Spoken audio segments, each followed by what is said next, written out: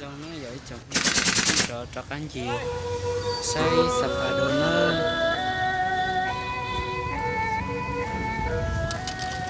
này nó bị sâu hai dòng nó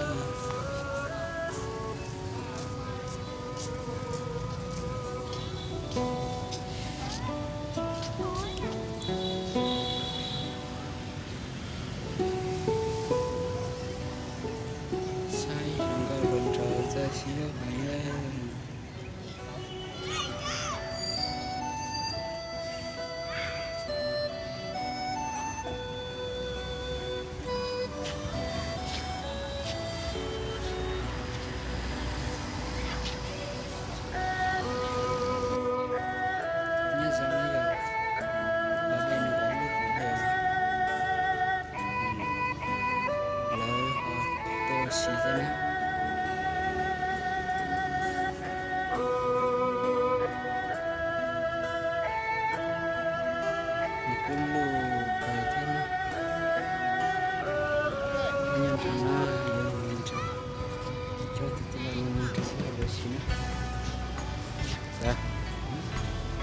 Ibu capek ya, nggak aja.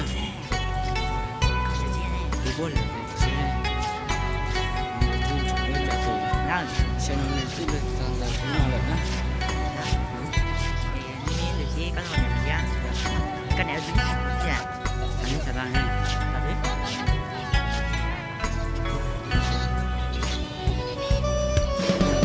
itulah itu tanggal nak.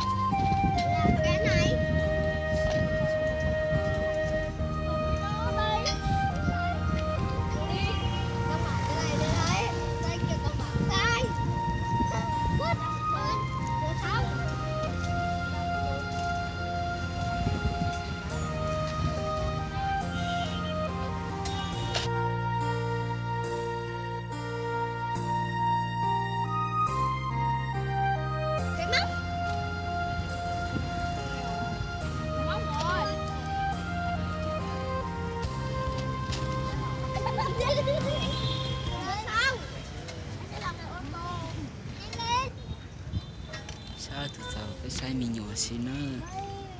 Cái móc đầu tiên cần cái gì? Được, cần ngay cái này. Cần. Sai mình nhỏ xí là dễ cả đi nữa. Đang đi không tháo.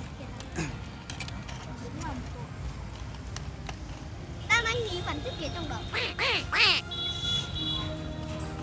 Mình rồi chia xí trong đó.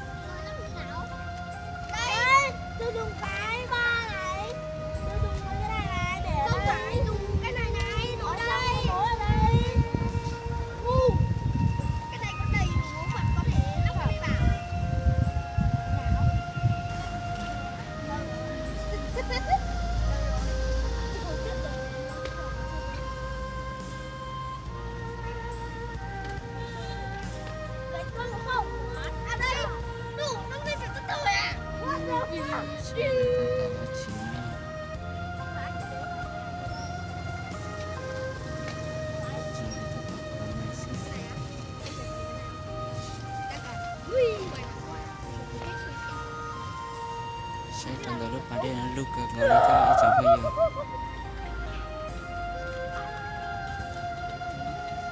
bây giờ cháu có một chỗ cháu có mồm rồi còn đây là một cuốn trào nữa trào cuốn tên gì mình sẽ đây xí